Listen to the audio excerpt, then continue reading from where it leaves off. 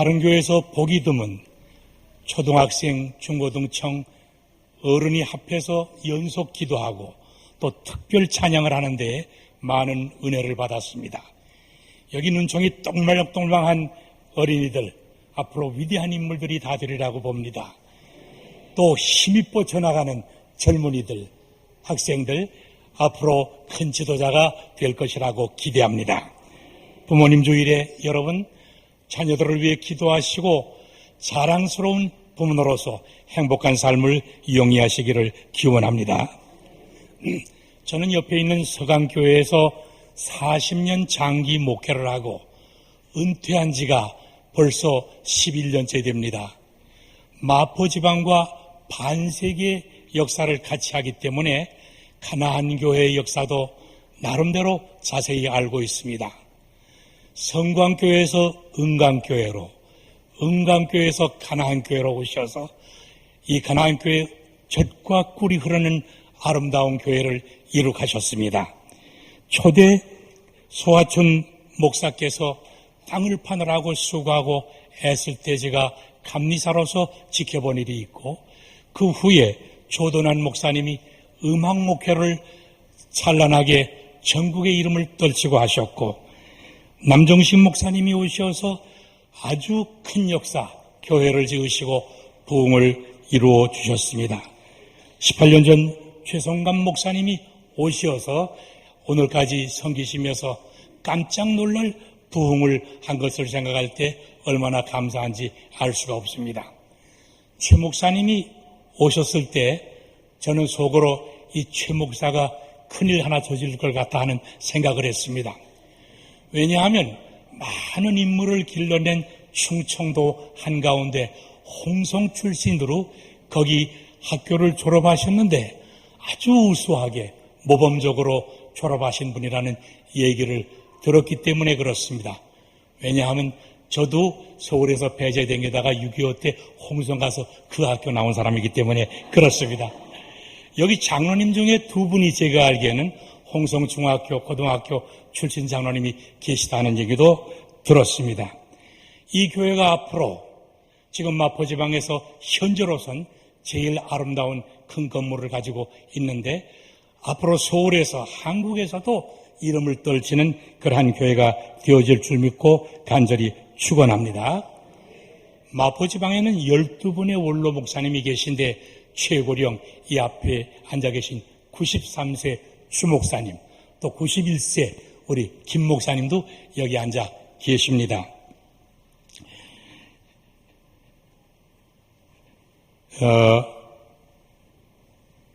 최 목사님도 앞으로 10년 안에 아마 원로 목사님에 허입될지 모르겠습니다. 여기 신청교회 안동호 목사님이 한 10여 년 전부터 저를 보면 허리를 굽혀서 원로 목사님 안녕하십니까? 놀리는지 인사를 하는지 그래서 내 속으로 너도 두고 봐라 그랬더니 며칠 전에 원로 목사 반열에 돌아 같이 지금 예배를 드리고 있습니다. 목회에서 제일 중요한 것은 마지막입니다. 그리고 원로가 된 후의 삶이라고 봅니다. 여러분 원로 목사님들을 어떤 눈으로 보십니까? 이제 늙고 별 일이 없는 그러한 나그네 같은 그러한 사람이라 그렇게 소홀히 여기시지는 않습니까? 부모님에 대해서도 그렇습니다만 결코 그렇게 생각해서는 안 됩니다. 원로 목사님들은 40년 넘는 목회 40년 풀 코스를 달린 사람입니다. 마라톤에서 마지막 골인 한승가와 같은 분들로서 존경을 해야 됩니다. 한국교회 개척자요, 공로자요, 참 존경할 사람으로 여길 때 이 교회 공동체가 더 아름다워질 것이라고 생각되어집니다. 원로 목사님들 은퇴 후에 어떻게 지내십니까? 그런 얘기를 많이 하는데 방에 가만히 죽을 치고 앉았거나 공짜 전철만 타고 왔다 갔다 하는 사람 아닙니다. 나름대로 많은 일들을 감당하고 계십니다. 섬기던 교회는 물론 감리교회와 대한민국을 위해서 계속해서 기도하는 이런 원로 목사님이라는 생각을 가지고 이런 좋은 자리도 마련한 줄 믿습니다만은 계속 기도해 주시기를 바랍니다. 저는 목회를 사랑과 기쁨의 목회라고 했습니다. 이 교회 공동체가 얼마나 사랑스럽고 기쁜지 알 수가 없어요. 은퇴할 때는 사랑과 기쁨에 교회에서 떠나서 조금 외로울지 모르지만은 산 밑의 백합화처럼 나름대로 그리스도의 향기를 전하면서 살고 싶다, 그런 생각을 하고 10여 년 세월이 흘렀습니다. 은퇴 후에 하루는 새벽에 부활하신 주님이 제자들을 찾아가셨다 하신 말씀을 제게 주셨어요. 도목사, 내가 너에게 평안을 주노라. 아버지께서 나를 보내신 것 같이 나도 너를 보내노라. 한숨을 쉬시면서 성령을 받아라. 그러고 떠나신 예수님. 우리 원로 목사님들이 그렇게 삽니다. 부활 주님이 주신 평안을 가지고 삽니다. 은퇴했지만은 아직도 보냄을 받은 자라 하는 사명의식을 가지고 살아가고 있습니다. 그리고 든든한 성령의 인도하심과 동행하는 그런 삶을 살고 있다는 말씀을 드리고 싶습니다. 복음성가에 좋으신 하나님, 참 좋으신 나의 하나님, 우리의 기도를 응답해 주시네 참 좋으신 우리 하나님, 한없는 축복을 우리에게 주시네 참 좋으신 나의 하나님, 이런 노래가 있는 것 여러분 기억하실 것입니다. 저는 우리 하나님을 참 좋으신 하나님, 나의 하나님, 내 가정의 하나님, 우리 하나님, 그렇게 고백합니다. 여러분도 그러신 줄 알지만은 오늘 예배드리는 가운데 참 좋으신 하나님, 나의 하나님 고백하면서 은혜 받으시기를 원합니다. 오늘 순서가 많이 있기 때문에 저보고 15분 안에 설교하라고 그렇게 얘기를 들었어요. 늙으면 말이 많아지는데 노력은 해보겠습니다. 오늘 읽은 요한복음 3장 16절을 성경 중에 성경이라 그럽니다. 다이아 반지의 정점과 같다 그러지 않아요? 복음 중에 복음입니다. 하나님이 세상을 사랑하는데 독생자를 주기까지 사랑하셨다. 우리 하나님은 사랑의 하나님이에요. 그 하나님이 보내주신 예수 그리스도를 믿으면 믿음 하나를 보고 결코 멸망시키지 않는다고 그랬습니다. 영생을 얻게 하신다 했습니다. 하나님이 여러분을 사랑하십니다. 믿음을 굳게 지키세요. 한 분도 여러분의 후손도 멸망하는 사람 없습니다. 모두 승리하고 영생을 얻게 될 줄 믿습니다. 하나님, 사랑의 하나님, 좋으신 하나님, 나의 하나님 고백하는 성도가 되시기를 바랍니다. 창세기를 보면은 믿음의 조상 아브라함 얘기가 나옵니다. 창세기 12장 1절로 4절에 너는 너의 고향 친척과 아버지의 집을 떠나 내가 네가 지시로 하는 곳으로 가라. 그리하면 내가 너로 큰 민족을 이루고 네게 복을 주어 네 이름을 창대케 하리니 너는 복이 될지라. 너를 축복하는 자에게는 내가 축복하고 너를 저주하기는 자에게는 내가 저주하리니 땅의 모든 족속이 너로 말미암아 복이 될지라 하는 말씀을 주셨습니다. 아브라함은 축복의 하나님을 만났습니다. 축복의 하나님이 하라시는 대로 순종했기 때문에 그는 놀라운 축복을 받았어요. 큰 민족을 이루었어요. 그 이름이 창대케 됐어요. 그 후손이 얼마나 잘 됐어요. 아브라함, 이삭, 야곱, 요셉, 그 후에 다윗, 그리고 그의 자손들을 인해서 세계 모두가 구원받는 역사를 이뤘습니다. 아브라함이 만난 하나님, 참 좋으신 하나님, 여러분 만나시고 하나님께 순종하시기를 바랍니다. 저는 믿습니다. 여러분 하나님께 순종할 때 위대한 조상이 되게 하십니다. 여러분의 자손을 큰 인물이 되도록 복 주십니다. 이름을 창대케 하십니다. 누가 여러분을 해하려고 하면 하나님이 그 사람을 물쳐 주십니다. 누가 여러분에게 잘해주면 그 사람을 하나님이 축복해 주십니다. 나만 잘되는 것이 아니라 아브라함이 만난 하나님을 믿으면 나와 내 후손이 모든 민족에게 복을 끼치는 사람이 된다고 그랬습니다.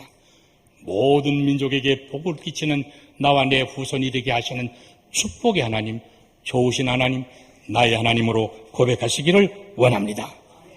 신약성경에 보면 바울의 얘기가 많이 나오지 않아요? 신약성경의 반 이상을 사도 바울이 썼습니다. 바울은 자기의 일생을 돌이켜보며 얘기합니다. 내가 박해자였는데 전도자가 되게 해주었고 전도자가 되어서 세계 선교 여행을 3차나 할 때 때로는 갇히고 매맞고 길이 막히고 어려운 일이 많았는데, 그런데 말입니다. 로마서 8장 28절이 뭐라고 하는가 하면은, 내가 알거니와 하나님을 사랑하는 자, 그들에게는 모든 것이 합력하여 선을 이루게 하시는 하나님. 선을 이룬다는 말은 유익하게 된다고 하는 말입니다. 바울은 하나님을 섬기면 모든 일이 합해서 유익하게 된다. 지금 고통스럽고 어려운 일도, 막막한 일도 하나님을 섬기면 택하신 하나님께서 모든 것이 잘 되도록 인도하신다. 경험을 통해서 말씀하셨습니다. 여러분, 나는 왜 이렇지 마음이 서늘하고 낙심되는 자가 있습니까? 내 자식은 남들보다 더 잘 되지 못하지, 이 물질 생활이고 이 노후 생활을 어떻게 하지, 염려 있습니까? 바울이 만난 좋으신 하나님 만나시기를 바랍니다. 하나님께서 여러분을 택하셨기 때문에 모든 것 합력하여 선하게 유익하게 이끌어 주실 줄로 믿습니다. 나는 이 신앙 체험을 가지고 담대하게 말로 하기 위해서가 아니라 나의 삶 전폭을 들어서 말씀합니다. 좋으신 하나님입니다. 합력하여 선하게 하시는 이 하나님을 우러러 찬미하며 그 하나님을 나의 하나님, 내 가정의 하나님, 이 민족의 하나님으로 섬기시기를 기원합니다.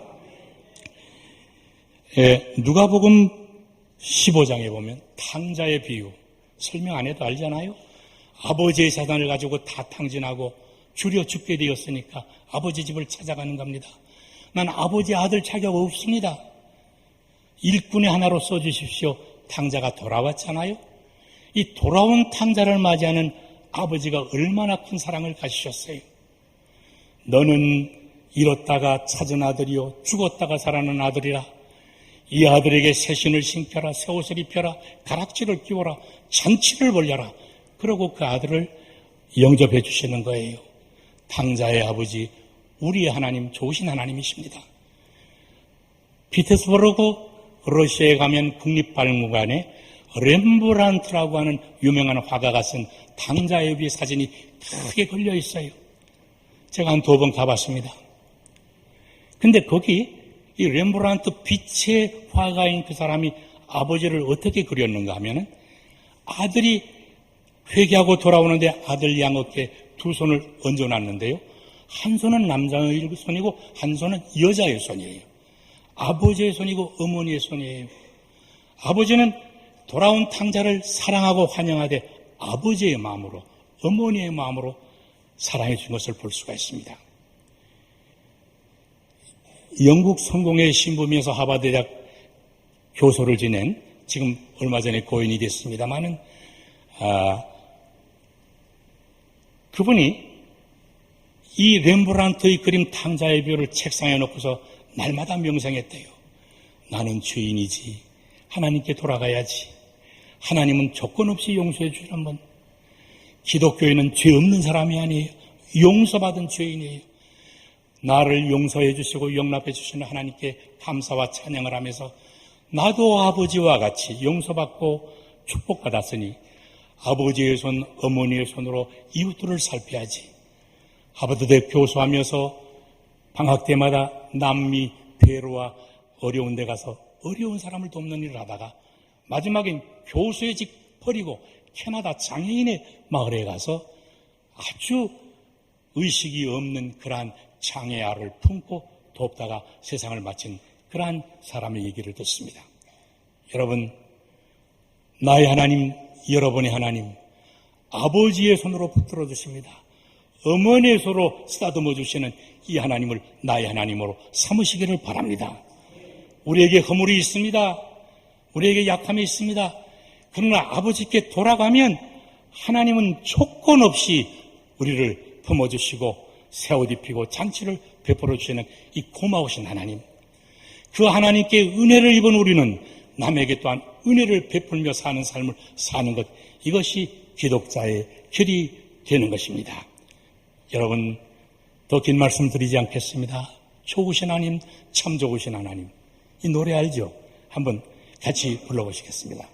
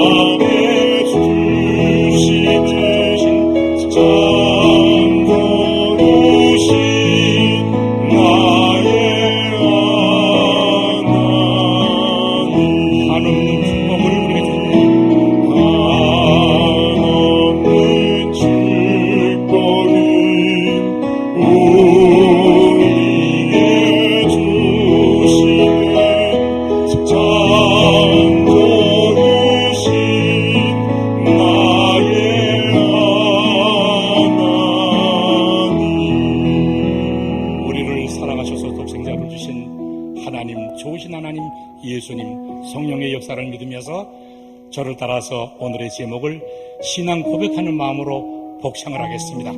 참 좋으신 나의 하나님. 다시 한번 참 좋으신 나의 하나님. 참 좋으신 하나님이 여러분과 여러분의 후손의 하나님, 가나안 교회 하나님으로 영원히 영광 받으시기를 축원합니다.